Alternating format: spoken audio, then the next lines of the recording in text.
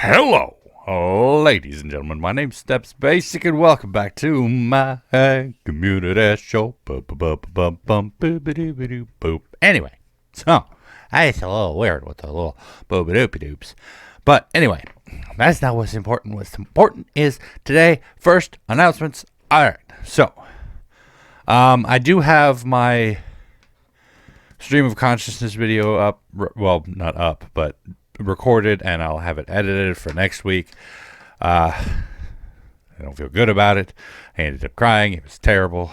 I tell you, sometimes the streams of consciousness, they touch into parts of my consciousness I don't like.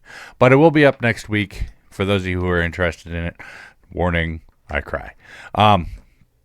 But announcements as far as the channel is concerned, I have a couple of things. Like, I know Days Gone is about 40 hours long, and I'm upwards of 30 hours at the moment into it, which will be good, which means it's good, which means I'm getting closer to the end. I don't know exactly how much longer I've got, but I'm getting closer to the end according to just pure timeline. So, that being said, I'm thinking about changing my schedule again from where I'm at now, which is 12 and 2 uploads, to 2 and 4, based solely off of something I've heard about regarding best viewing times for the channel for videos and whatnot.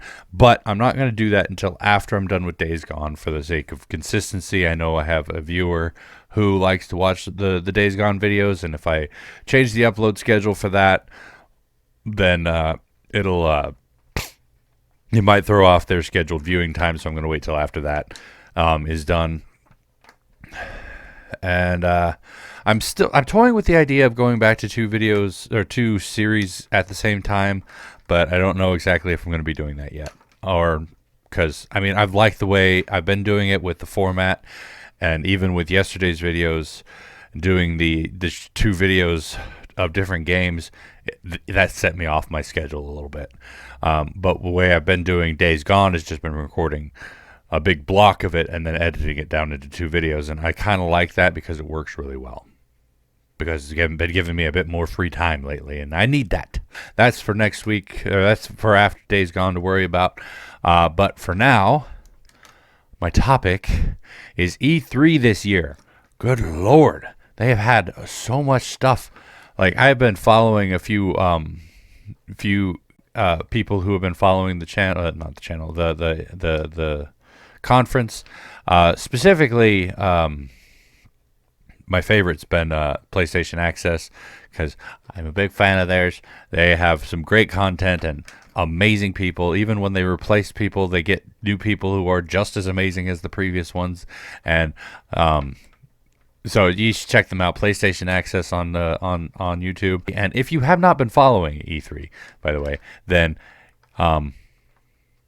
well, a lot's gone down. Like, for one thing, Final Fantasy VII got a freaking release date, finally. Oh my god. Now, you know me, I've played Final Fantasy for the channel, Final Fantasy VII for the channel, and I intend to get and play through Final Fantasy VII, the remake. But I've been looking at the gameplay footage and everything, and I just gotta say, March next year just cannot come fast enough. Because, oh my god, it's beautiful. Now, I've done a little bit of plunging into it, because, you know, there's no such thing as spoilers for this game. Because I played the original game a lot, so many times that I know the story like the back of my hand. Huh, what's that? Huh, how about that?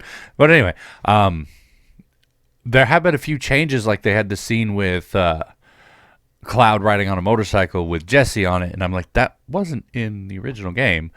I'm kind of curious as to what that means. The combat system looks like you can switch between characters and kind of strategize as to what you're going to do. Or you could just go with one character, from what I've seen. I'm not sure if it's like you have to switch, but from the look of everything, it looks like you get to switch. You have the choice. And It very much looks like the Final Fantasy 15 battle system, which is what I was kind of hoping for, because the Final Fantasy 15 battle system was very seamless, very fun, and the only problem I had with it was the magic, and I think this game, from the look of it, has gotten rid of what I didn't like about that.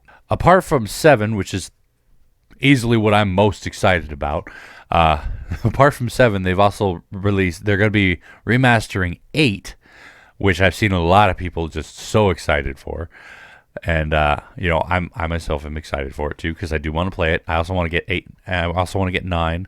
And, so, I want the remaster of 8, because as much as I had issues with the system from 8, I love the story, and it was a fun little game, and I can't wait to get back to it. Moreover, a game I haven't played for the channel, but is ranked at least top 10 of my favorite games of all time, is getting a sequel as well. Dying Light 2 is coming out, and it looks like, from what I've seen regarding it, that it's going to be having like this major like choice-based system where you'll actually be messing up parts of the world, so you can't even visit them if you don't make certain choices. And I'm like, that's kind of neat. I think their big claim was that if you finish the game, then you've only finished half the story or half the content. I'm like, So they apparently want people to replay it, and I mean, honestly, one of my favorite karma systems and superhero games in general was the Infamous series, and that one was kind of like that, where if you beat the game one time through, like do all the good choices, then you can go back through and play the evil choices, and while the main plot points are basically the same, the karma choices really affect how the game turns out in the end. And I kind of like that. That was probably one of my favorite karma systems of all games, and I've made a video about karma systems actually, and I think I talked about Infamous and Infamous 2. Friggin', I don't know. Everyone's all hyped about it, but I saw it and I like, okay, no big deal. Cyberpunk 2077, that's one thing I'm kind of excited. It's a game I've been looking at. I can't really say I've been excited about it, but I've been looking at it, and it looks pretty, and it's by the folks who did The Witcher. And everybody kind of flipped their rake over the friggin' Keanu Reeves is going to be in it. I mean, I like Keanu Reeves, don't get me wrong. I have nothing against Keanu Reeves. I just don't really see it as like that big of a deal. Does that make me weird? I know everyone else is really excited about it, but for me it's just it doesn't really make me excited or disappointed or anything. I just get no real actual emotion from it. Go figure. A couple of things that stood out to me were like Fallout 76 is getting NPC characters, which was something I wanted in the game to begin with.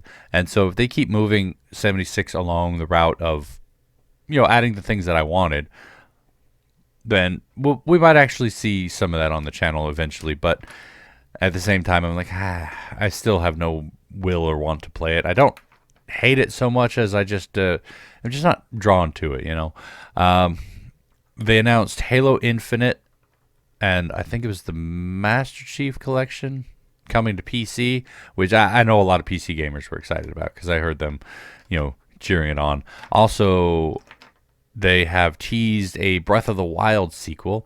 Now, I have to say that Breath of the Wild was one of the games that is pushing me to buy a Switch. I haven't had a Nintendo system since the basic Wii, but I've been wanting to get the Switch, and Breath of the Wild has been really, pushing me towards that.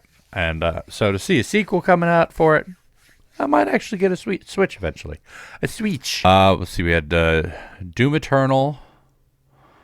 That's going to be a talking point at some time because they did an oopsie, as it were. They're going to be doing a remake for Destroy All Humans. Apart from all that, I can't really think of any other games that really caught my eye or caught my attention. Ghostwire. I have no idea what that's about, but watching the trailer for it, it was all cinematic trailer from what I could tell. But watching the trailer for Ghostwire, I was intrigued, but at the same time, I'm like, what is this? It was kind of like, you remember the original Death Stranding trailer that came out, the teaser trailer for that. It was people were staring at it like, okay, what am I looking at?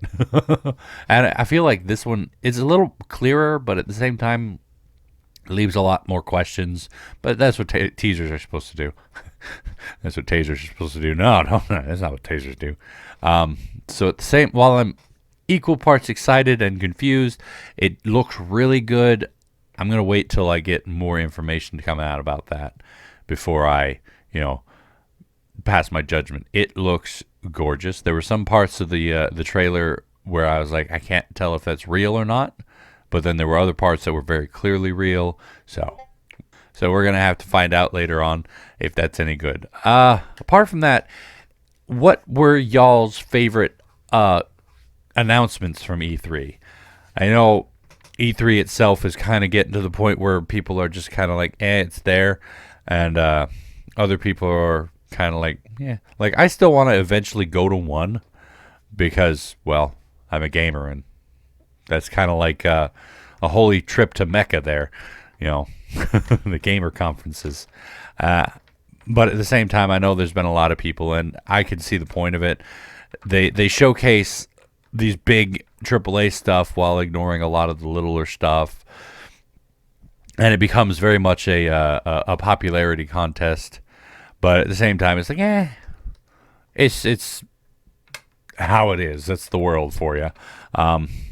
So someday I do want to go to an E3 conference, and panic and freak out the whole time while I'm paranoid. But maybe someday. So what were your favorite announcements from E3? What games are you looking forward to coming in the future? Make sure to leave those in the comments down below. Apart from all that, that's all I've got for you for today. Thank you guys so much for joining me for this community show. Hopefully you enjoyed it. And if you did, please go and poke that like button for me. If you'd like to see more from me, make sure to hit that subscribe button. And of course, as always, you're more than welcome to leave a comment down in the comment section down below. And I'll get back to you as soon as I can, when I can, if I can. You know all that jazz. And tune in next time for another topic at another time. And yes, the stream of conscience will be up next week. Until then, good night.